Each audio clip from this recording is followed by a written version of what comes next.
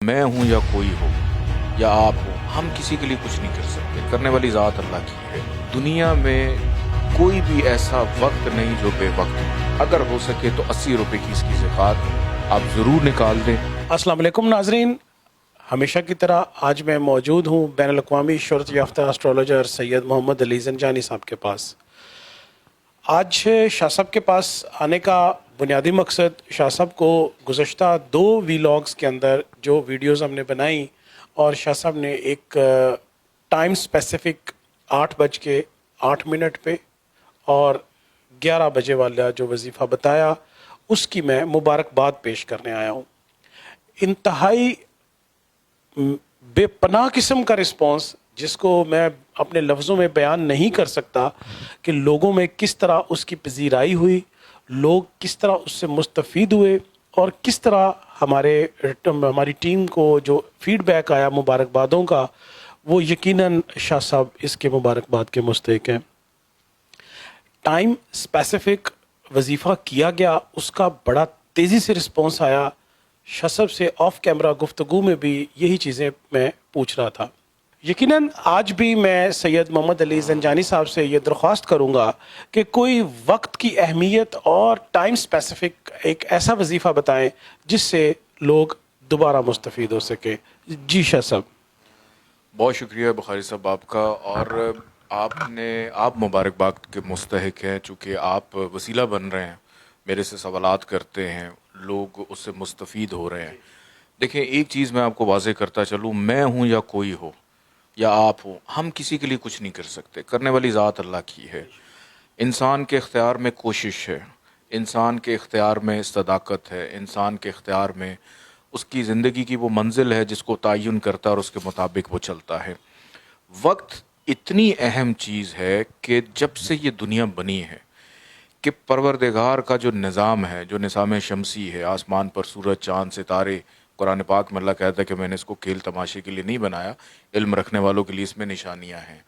और लोग इसको जिस तरह से मर्ज़ी लें कि दुनिया में कोई भी ऐसा वक्त नहीं जो बेवक्त हो। और वक्त एक ऐसी चीज़ है, ऐसी अजीब चीज़ है, किसी के पास होता नहीं है और किसी का गुज़रता नहीं है। ये ऐसा भी हो जाता है। और आप देखें कि सूरज हमेशा अपने वक्त से निकल रहा है, जब से दुनिया बनी है हमेशा अपने वक्त पे गुरूब होता है। चांद अपने वक्त पे तलू हो रहा है, अपने वक्त पे गुरूब हो रहा है। इसी तरह नमाज आप वक्त पे पढ़ते हैं, इस्लामी कैलेंडर है, हर चीज़ अपने टाइम पे चल रही है। तो ऐसे कैसे हो सकता है कि परवरदिगार जिसने अपनी रूह एक इंसान के अंदर डाली है, अपना नूर इंसान को दिया है, और वो बेवक्त हो जाए? तो जो शख्स अपनी ज़िंदगी में वक्त की अहमियत को नहीं समझता, वो कुदरत के ख़िलाफ़ चलता है। और जब वो कुदरत के ख़िलाफ़ चलता है तो फिर कुदरत उसको उन चीज़ों में सपोर्ट नहीं करती है जिसकी वो तमन्ना, जिसकी वो ख्वाहिश या जिसकी चाहत रखता है।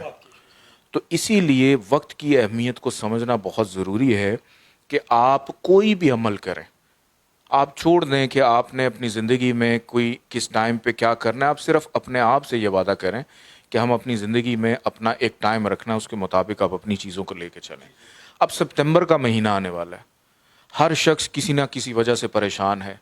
अब सितंबर के माह के अंदर आपकी कोई ना कोई ख्वाहिश होगी, कोई ना कोई डिज़ायर होगी, कोई ना कोई तमन्ना होगी, कोई ना कोई आरज़ू होगी, कोई ना कोई जुस्तजू होगी, और उसके मुताबिक आप हर महीने को देखते हैं, हर साल को देखते हैं। तो आज क्यों ना हम एक ऐसा वजीफ़ा बता दें सितंबर आने से पहले। अगर आप इसको सितंबर की एक ख़ास डेट, लेकिन वक्त का ख्याल रखिएगा, अगर आपने उस तारीख को पा लिया, उस वक्त को पा लिया, तो आप यकीन करें कि अगले सितंबर तक आपकी जो भी डिज़ायर है, आपकी जो भी ख्वाहिश है, आप उसमें सक्सेसफुल हो सकते हैं। सितंबर की 9 तारीख ये एक ऐसी तारीख है जो अपने अंदर एक ऐसी कुव्वत रखती है बोल्डनेस की, पहलकारी की, जुर्रतमंदी की, खुद एतमादी की, आगे बढ़ने की, स्टेप फॉरवर्ड होने की। तो अगर आप सितंबर की 9 तारीख को सुबह, रात की मैं बात नहीं कर रहा, सुबह 9:09 के ऊपर आप सूरह हुमज़ा, पढ़ लें। सूरह हुमज़ा, 9:09 के ऊपर अगर आप सितंबर में पढ़ते हैं, 9:09 के ऊपर, اور پورے ایگزیکٹ اس ٹائم پہ آپ اس کو شروع کر دیں, ختم آپ جب مرضی کریں, کوئی پرابلم نہیں ہے.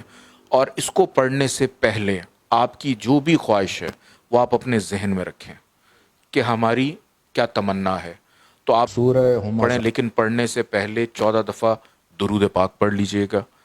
اور اس کو آپ نے 8 دفعہ پڑھنا ہے, 9 دفعہ نہیں پڑھنا. 9 تاریخ کو 9:09 پہ سورہ ہمزہ. 8 دفعہ آپ نے پڑھنی ہے, اور آخر میں 14 دفعہ درود پڑھنا ہے. اور پڑھنے کے بعد اگر ہو سکے تو 80 روپے کی اس کی زکوٰۃ آپ ضرور نکال دیں. جو لوگ یہ بھی افورڈ نہیں کر سکتے, حسب توفیق 8 روپے بھی نکال سکتے ہیں. اور آپ یقین کریں کہ یہ عمل میں نے پچھلے سال خود کیا تھا. اپنے ایک چھوٹے سے کام میں الجھ گیا تھا, اتنا بڑا نہیں تھا, اللہ نے کرم کیا کہ اس ٹائم پہ میں پلانٹس کی پوزیشن دیکھ رہا تھا, اور وہی پوزیشن اب دوبارہ آ رہی ہے.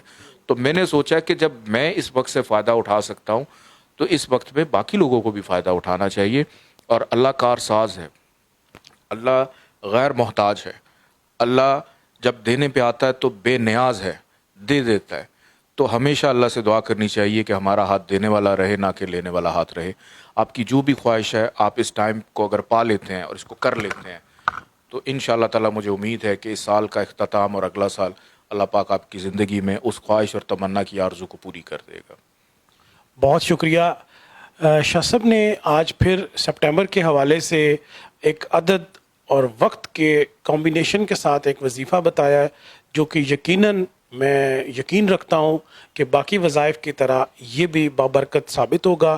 آپ کی پریشانیاں, رزق میں اضافہ اور آپ کی دلی خواہشات کی پوری تکمیل ہوگی. خدا حافظ.